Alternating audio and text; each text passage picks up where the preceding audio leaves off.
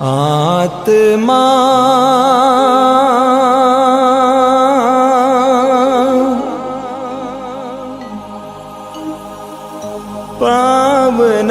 पावनात्मा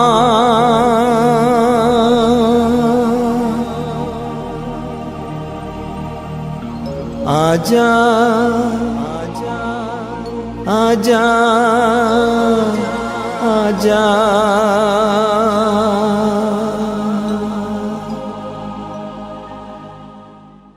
आइए प्रार्थना को शुरू करते हैं। पिता और पुत्र और पवित्र आत्मा के नाम पर आमीन। क्रिस्त में प्यारे भाइयों और बहनों, पवित्र आत्मा के आदर में नवेना का 6वां दिन में हम प्रवेश कर चुके हैं और इस नवेना में हम विशेष रूप से पवित्र आत्मा का अभिषेक के लिए प्रार्थना करते हैं और करते आ रहे हैं। आज भी हम बड़ी भक्ति के साथ पवित्र आत्मा का स्पर्श और अभिषेक के लिए प्रार्थना करेंगे, क्योंकि हम एक एक को पवित्र आत्मा की आवश्यकता है। इसलिए इस बात को यीशु मसीह समझते हैं। यूहन्ना के सुसमाचार अध्याय 20 वाक्य 22 में फूंक कर अपने शिष्यों से कहते हैं, पवित्र आत्मा ग्रहण करो। यीशु ने शिष्यों से कहा, पवित्र आत्मा ग्रहण करो, यानी कि एक एक व्यक्ति को पवित्र आत्मा की ज़रूरत है। जब पवित्र आत्मा हमारे जीवन में आता है या हम पवित्र आत्मा से भर जाते हैं, हमारा जीवन बिल्कुल नया हो जाता है, हम नए व्यक्ति बन जाते हैं। तो आइए विशेष रूप से आज हम पवित्र आत्मा का स्पर्श के लिए प्रार्थना करते हैं, ताकि पवित्र आत्मा हमारे जीवन में उतर आए और हम पवित्र आत्मा से भर जाएं। आइए बड़ी भक्ति के साथ गीत में प्रवेश करते हैं।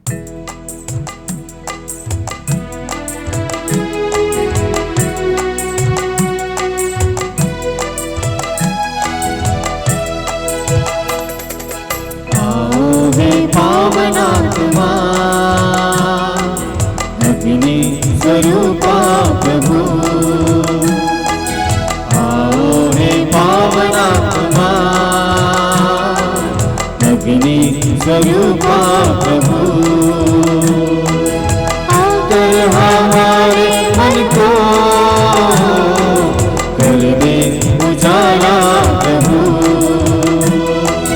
आकर हमारे मन को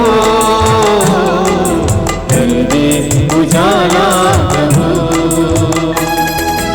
आओ हे पावनात्मा अग्नि स्वरूपा प्रभु, आओ हे पावनात्मा अग्नि स्वरूपा प्रभु।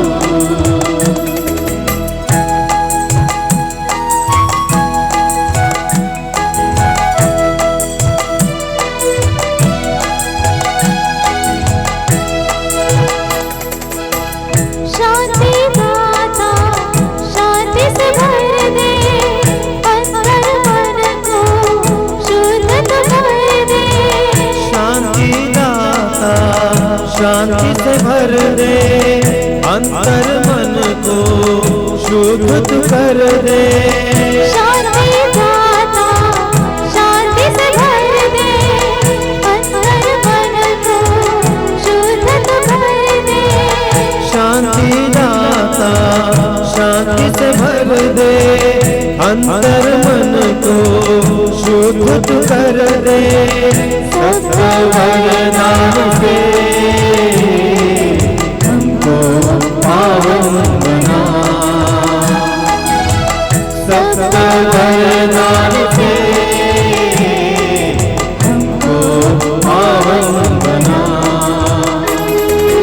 आओ हे पावनात्मा अग्नि स्वरूपा प्रभु, आओ हे पावनात्मा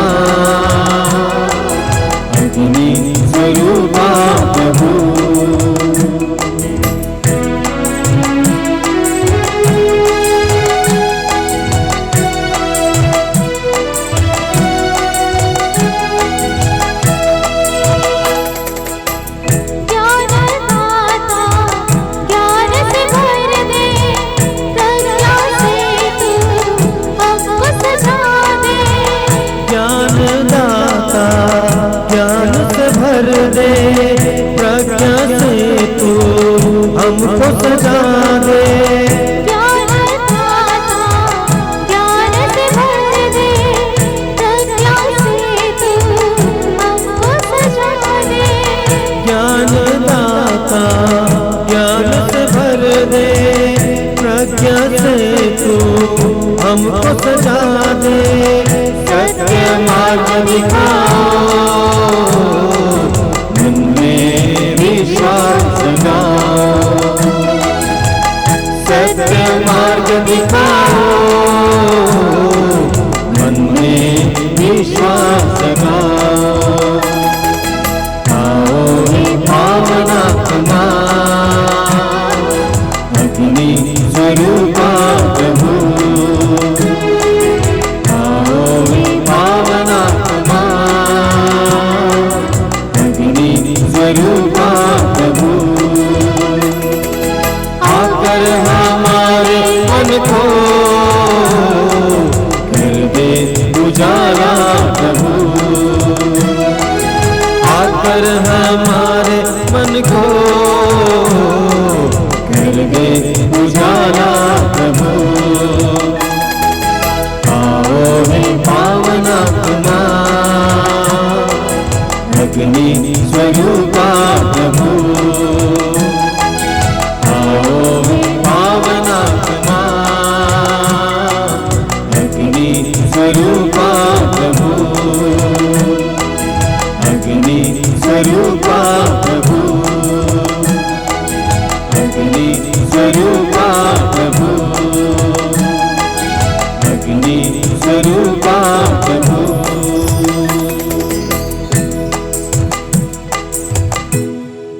आपका अनुवाक्य होगा, हे पवित्र आत्मा आ।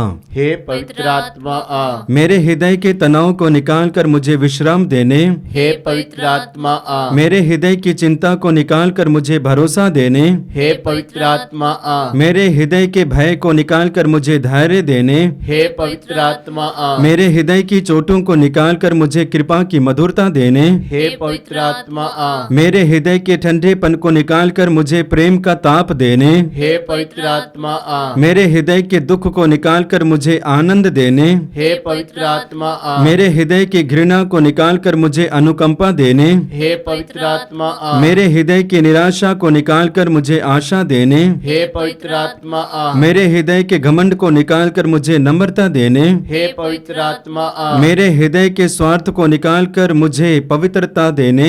हे पवित्र आत्मा आ। मेरे हृदय के क्रोध को निकाल कर मुझे शीतलता देने। हे पवित्र आत्मा आ। मेरे हृदय के असत्य को निकाल कर मुझे सत्य देने। हे पवित्र आत्मा आ। मेरे हृदय के आलस्य को निकाल कर मुझे उत्साह देने। हे पवित्र आत्मा आ।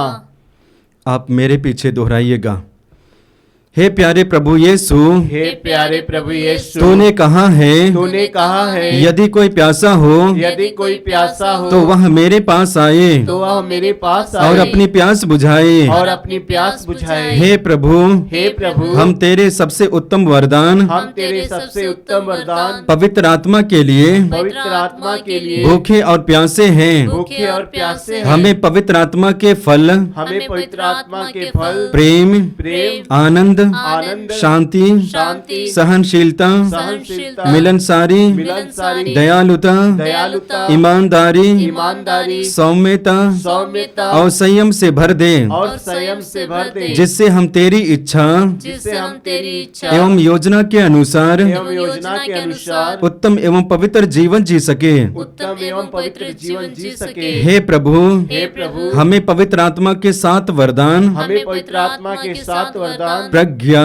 प्रज्ञा, बुद्धि, बुद्धि, सुमति, सुमति, धैर्य, धैर्य, ज्ञान, ज्ञान, भक्ति, भक्ति, ईश्वर पर श्रद्धा दे, ईश्वर पर श्रद्धा दे, ताकि हम पवित्रता में ताकि हम पवित्रता में बढ़ते बढ़ते हुए यीशु की तरह यीशु की तरह बन सके। बन सके। हे प्रभु, हे प्रभु, हमें पवित्र आत्मा द्वारा हमें पवित्र आत्मा द्वारा प्रदत्त प्रदत्त करिश्मई दान, करिश्माई दान, प्रज्ञा के शब्द, प्रज्ञा के शब्द, ज्ञान के शब्द शब्द, ज्ञान के शब्द, विश्वास, विश्वास, चंगाई, चंगाई, भविष्यवाणी, भविष्यवाणी, आत्माओं की परख, आत्माओं की परख, अनोखी भाषा, अनोखी भाषा, भाषाओं की व्याख्या प्रदान कर, भाषाओं की व्याख्या प्रदान कर, जिससे हम तेरे एवं जिससे हम तेरे एवं सुसमाचार के सुयोग्य सुसमाचार के सुयोग्य साक्षी बन सके। साक्षी बन सके। आमीन। आमीन।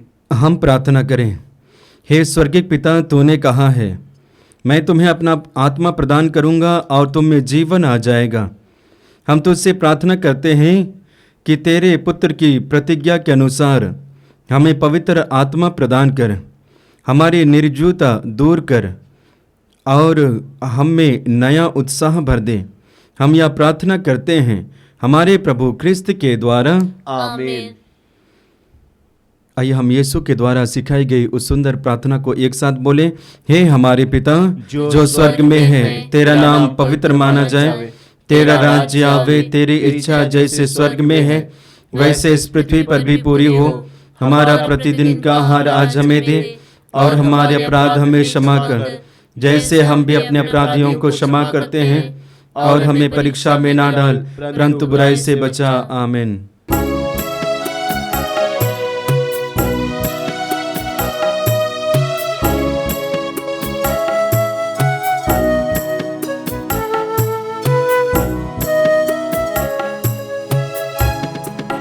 हे पावनात्मा तू आ, हे पावनात्मा तू आ, हे पावनात्मा तू आ, हे पावनात्मा तू आ, हे पावनात्मा तू आ, हे पावनात्मा तू आ, हे पावनात्मा तू आ, हे पावनात्मा तू आ। मुझे वरदान देने, जीवन देने, हे पावनात्मा तू आ, मुझे वरदान देने, जीवन देने, हे पावनात्मा तू आ, हे पावनात्मा तू आ,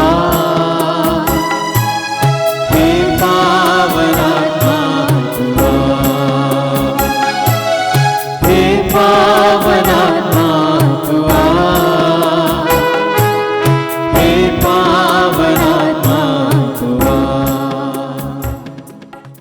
मेरे प्रिय भाई और बहनों, आज हम संक्षेप में पवित्र आत्मा के 7 वरदानों पर मनन करेंगे।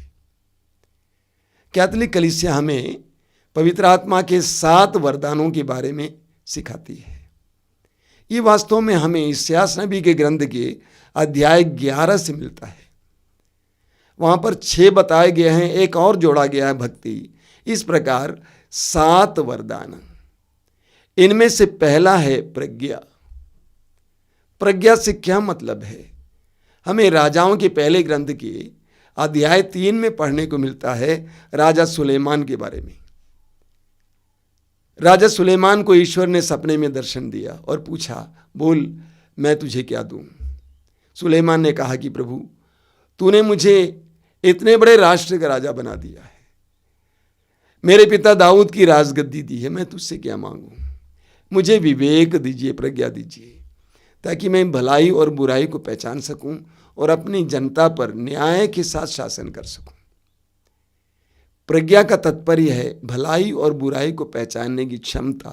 लेकिन यहाँ पवित्र आत्मा का वरदान प्रज्ञा का मतलब है नित्य और अनित्य को पहचानने की क्षमता और अनित्य के साथ जुड़ने की क्षमता। नित्य का मतलब क्या है?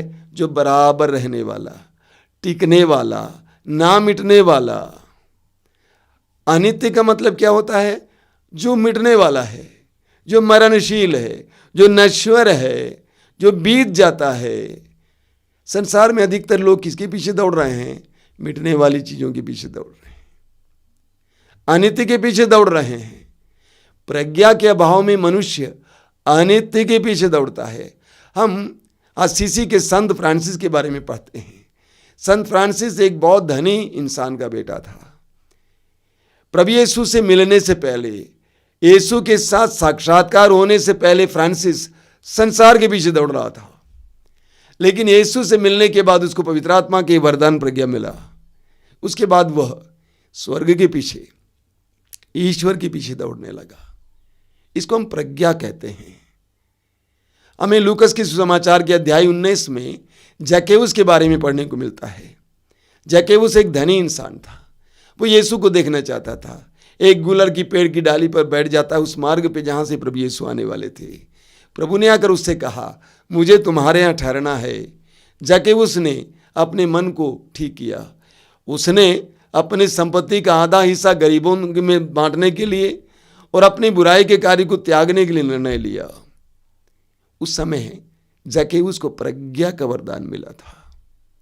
इस दुनिया में अधिकतर लोग प्रज्ञा के अभाव में भटकते रहते हैं, भटक रहे हैं, संसार के पीछे दौड़ रहे हैं, सांसारिक चीजों के लिए दौड़ रहे हैं, परेशान हैं, हैरान हैं, अशांत हैं। जिस समय हमें प्रज्ञा मिलेगी उस समय से हम शांत हो जाएंगे। हम परखेंगे किसके पीछे हमें जाना है, किसके पीछे नहीं जाना है। इसको प्रज्ञा का वरदान कहते हैं। हम पढ़ते हैं प्रज्ञा ग्रंथ के अध्याय 7 उसके वाक्य 7 में, वहाँ लिखा हुआ है, मैंने प्रार्थना की और मुझे विवेक मिला, मैंने विनती की और मुझ पर प्रज्ञा का आत्मा उतरा। याकूब के पत्र के अध्याय 1 उसके वाक्य 5 में याकूब कहते हैं, यदि आप लोगों में किसी के अंदर प्रज्ञा का भाव हो वो प्रार्थना करें, उससे प्रज्ञा मिलेगी। हम सबको प्रज्ञा की आवश्यकता है। ये परखने के लिए, जानने के लिए हमें किसके पीछे दौड़ना है, क्या भला है क्या बुरा है, क्या सत्य है क्या सत्य है, क्या झूठ है क्या सत्य है। ये जानने के लिए हमें प्रज्ञा के वरदान की जरूरत है।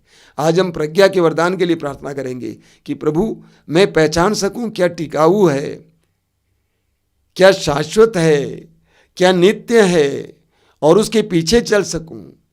संसार से ज्यादा स्वर्ग के प्रति ललायित रहूं।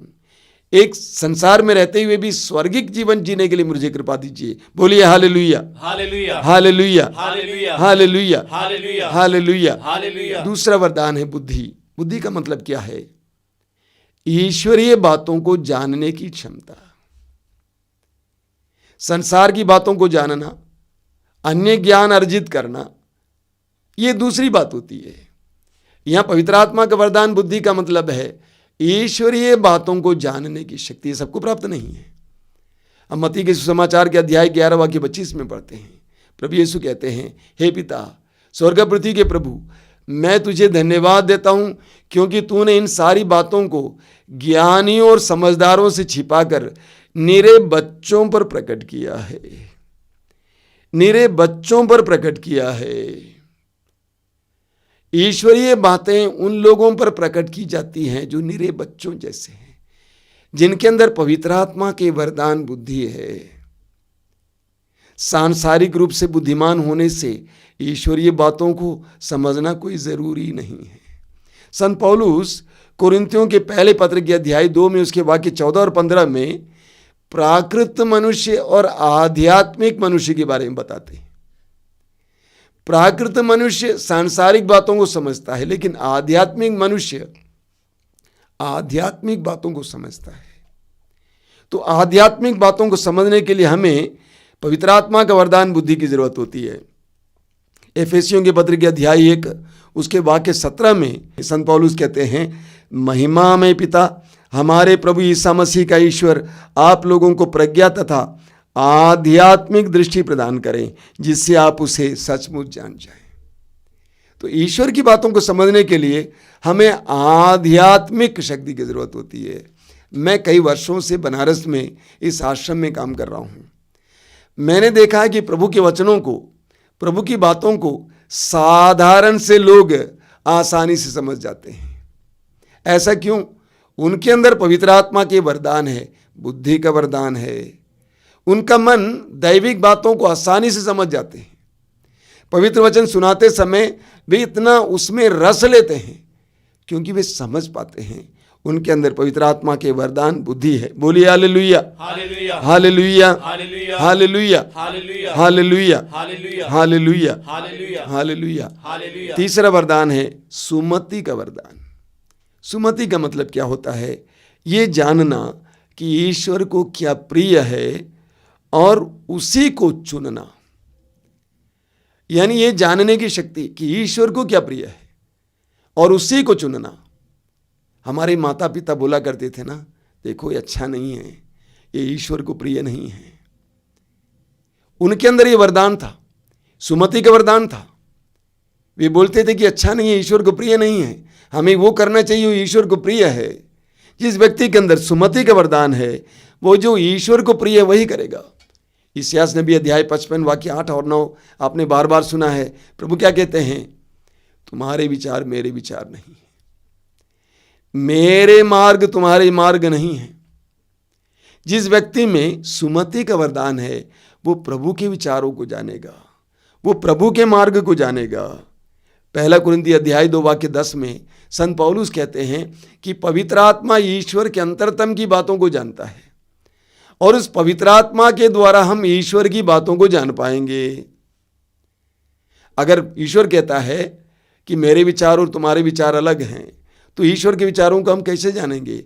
पवित्र आत्मा के द्वारा। जिस व्यक्ति को पवित्र आत्मा के वरदान सुमति प्राप्त है, वो जान पाएगा कि ईश्वर की क्या इच्छा है, ईश्वर को क्या प्रिय है। एफेसियों के पत्र के अध्याय 5 उसके वाक्य 10 में संत पौलुस कहते हैं, आप इस बात का पता लगाते रहें कि ईश्वर को क्या प्रिय है। आप इस बात का पता लगाते रहें कि ईश्वर को क्या प्रिय है। जिस व्यक्ति में सुमति का वरदान है वो ईश्वर के प्रिय कार्य को ही करेगा।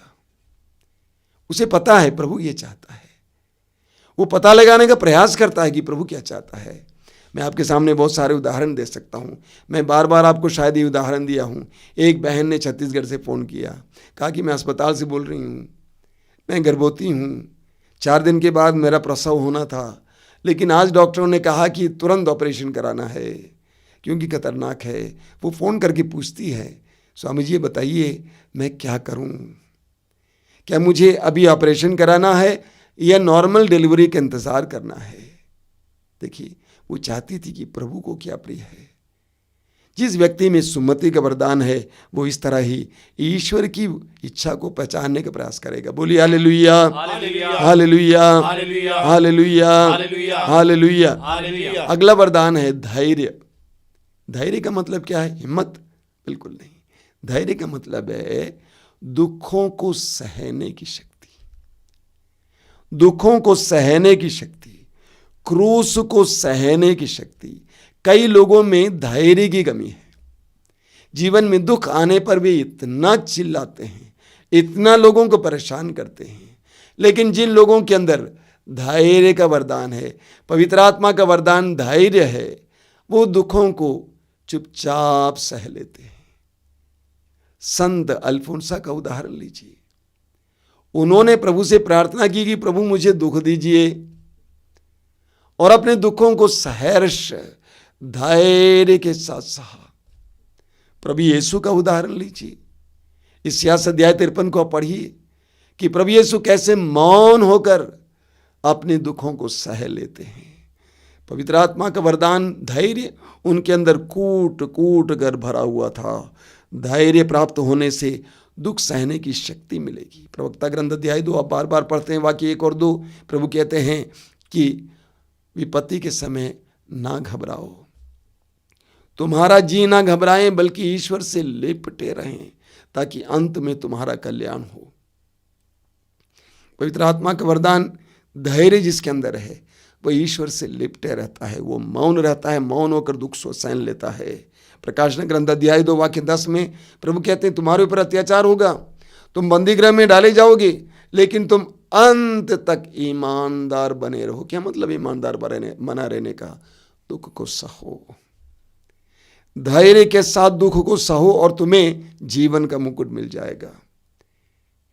धैर्य का मतलब है दुखों को सहने की शक्ति। जिसके अंदर दुख सहने की शक्ति है उसके अंदर पवित्र आत्मा के वरदान है, जान लीजिए। रोमी अध्याय 5 वाक्य 3 और 4 में संत पौलुस कहते हैं इतना ही नहीं, हम दुख तकलीफ पर भी गौरव करें। जिस व्यक्ति को ये वरदान प्राप्त है वह दुख तकलीफ पर गौरव करता है, इसीलिए वो मौन के साथ चुपचाप सहन कर सकता है। बोलिए hallelujah, hallelujah, hallelujah, hallelujah, hallelujah, hallelujah, hallelujah, hallelujah, hallelujah. Hallelujah. पांचवा वरदान है ज्ञान। ज्ञान का मतलब क्या है?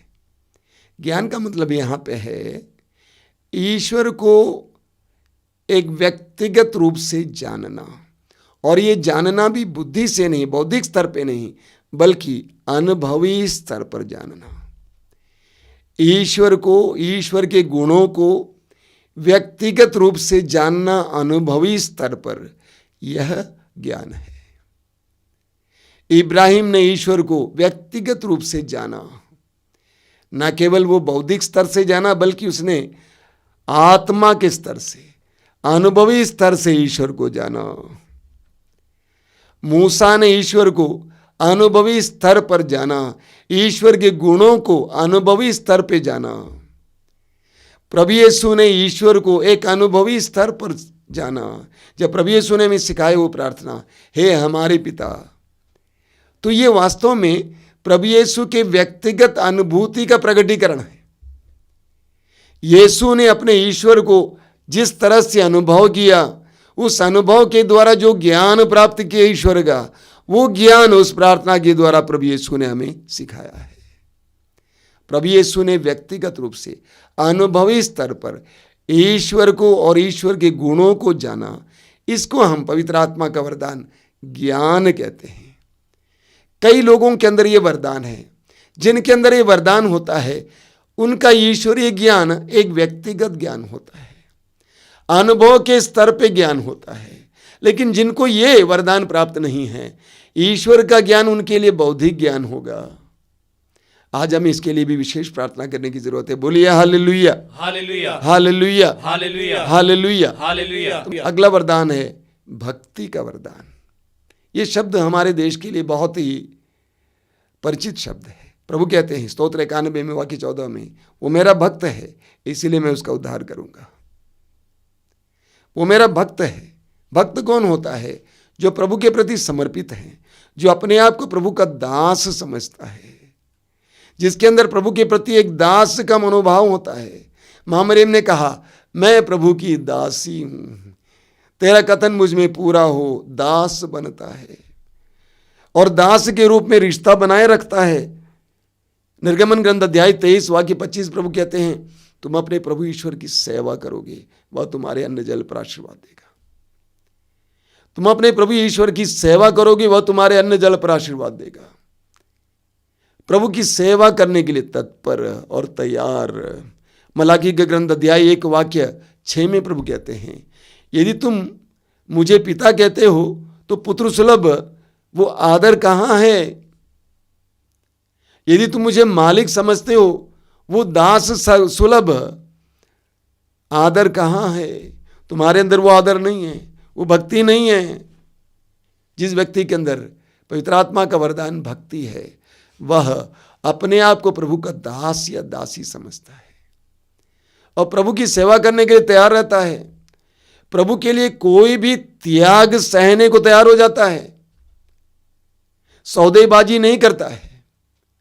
प्रभु के मार्ग पर चलने के लिए, प्रभु के आदेशों का पालन करने के लिए, प्रभु की भक्ति करने के लिए, प्रभु की सेवा करने के लिए कुछ भी त्याग करने को तैयार हो जाता है।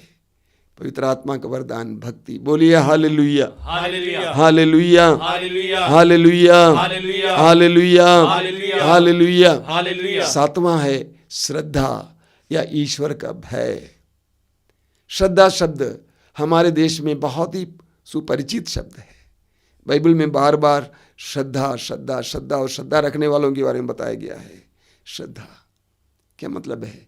ईश्वर के प्रति एक भय, ईश्वर के प्रति एक भय, ईश्वर के लोगों के प्रति एक भय, ईश्वर की चीजों के प्रति श्रद्धा, ईश्वर के स्थानों के प्रति श्रद्धा, ईश्वर के ग्रंथ के प्रति श्रद्धा। मैं सोचता हूं आज मनुष्य के अंदर इसकी कमी है। कुल मिलाकर इंसान या मनुष्य ईश्वर से विमुख है और ईश्वर से डरता भी नहीं है। मनुष्य के अंदर भय की कमी है। प्रवक्ता ग्रंथ के अध्याय 1 उसके वाक्य 16 में लिखा हुआ है, श्रद्धा प्रज्ञा का मूल है। श्रद्धा प्रज्ञा का मूल है। जिस व्यक्ति के अंदर ईश्वर के प्रति भय है, श्रद्धा है, उसके अंदर प्रज्ञा उत्पन्न होती है, उसके अंदर प्रज्ञा बनी रहती है। जो ईश्वर पर भय नहीं खाता है, ईश्वर पर श्रद्धा नहीं रखता है, उसके अंदर प्रज्ञा नहीं रहती है। प्रवक्ता ग्रंथ अध्याय 1 वाक्य 20 में लिखा हुआ है कि श्रद्धा प्रज्ञा की पूर्णता है। श्रद्धा प्रज्ञा की पूर्णता है। जिस व्यक्ति के अंदर श्रद्धा का वरदान है, उसके अंदर प्रज्ञा बनी रहती है, उसके अंदर ईश्वर के प्रति, ईश्वर के लोगों के प्रति, ईश्वर के स्थान के प्रति भय बना रहता है। आज हमें इस वरदान के लिए प्रार्थना करने की जरूरत है। बोलिए hallelujah, hallelujah, hallelujah, hallelujah, hallelujah, hallelujah, hallelujah. Hallelujah. ये सातों वरदान हमारे लिए आवश्यक है, हमारे व्यक्तिगत पवित्रीकरण के लिए आवश्यक है। सबसे पहले प्रज्ञा का वरदान, ताकि हम ये जाने कि क्या अच्छा है, क्या बुरा है, क्या नित्य है, क्या अनित्य है, और एक सांसारिक नहीं बल्कि स्वर्गोन्मुख जीवन जी सके। हम सबको बुद्धि की आवश्यकता है, ताकि हमारा मन ईश्वरीय ज्ञान को पहचान सके, परख सके, स्वीकार कर सके। हम सबको सुमति की जरूरत है, ताकि हम जाने कि क्या प्रभु को प्रिय है और उसी के अनुसार अपना जीवन बढ़ा सकें। हम सबको धैर्य की जरूरत है, ताकि हम मौन होकर हिम्मत के साथ अपने जीवन के दुखों को सहन कर सकें। हमें ज्ञान की जरूरत है, ताकि हम व्यक्तिगत रूप से ईश्वर के ज्ञान में बढ़ते जाएं, अनुभव में बढ़ते जाएं। हमें भक्ति की जरूरत है, ताकि हम अपने आप को ईश्वर का दास समझें, दासी समझें, और ईश्वर के लिए कोई भी त्याग करने के लिए तैयार हो जाएं। हमें श्रद्धा की आवश्यकता है, ताकि हम ईश्वर के भय में जीवन जी सकें, हमारे अंदर ईश्वर कार्य कर सकें। आइए हम प्रार्थना करें। अपनी आंखें बंद कीजिए।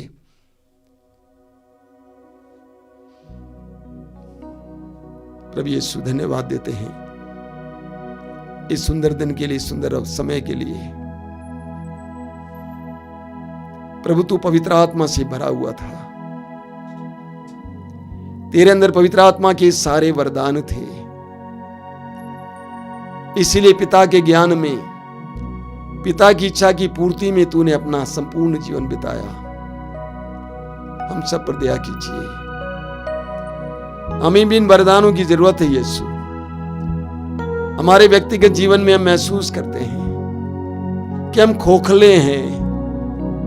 हम पवित्र आत्मा बोलते हैं, लेकिन पवित्र आत्मा के द्वारा ये वरदान ना प्राप्त होने से, पवित्र आत्मा की अनुभूति ना होने से अपने आध्यात्मिक जीवन में आगे नहीं बढ़ पाते हैं। ये पवित्र आत्मा, पेंतकोस्त के दिन जिस तरह तू शिष्यों पर उतर आया था, उस पवित्र आग से उनको प्रकाशित किया था, उनकी बुद्धि को प्रकाशित किया था। आइए पवित्र आत्मा, आज इस नवेना परिवार पर उतर आइए।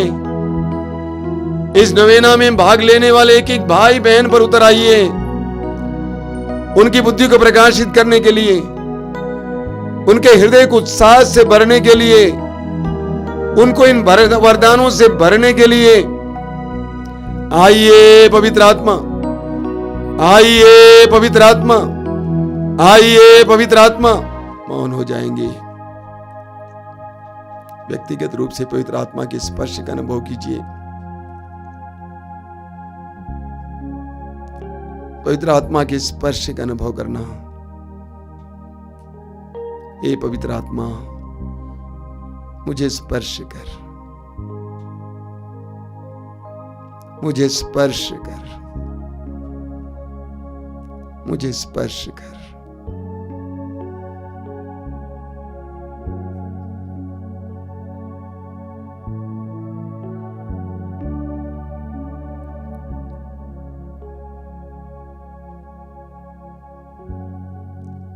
सर्वशक्तिमान परमेश्वर, पिता और पुत्र और पवित्र आत्मा आप लोगों को आशीर्वाद प्रदान करें। आमीन।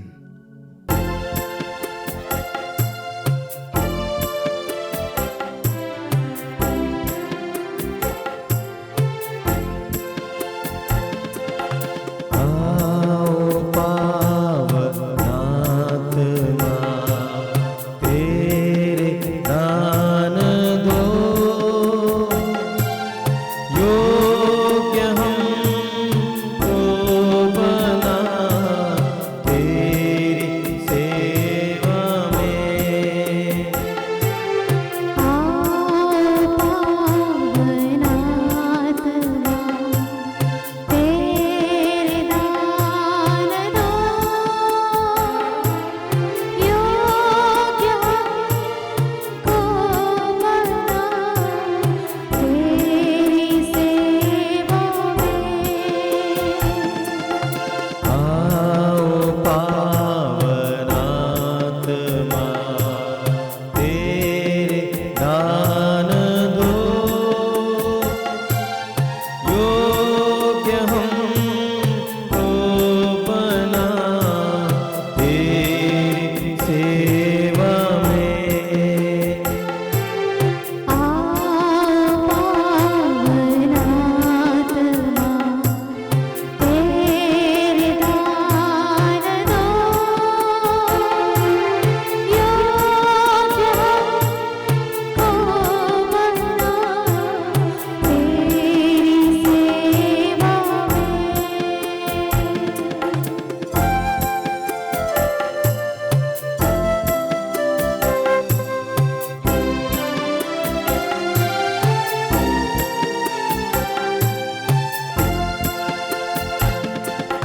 तू है शक्ति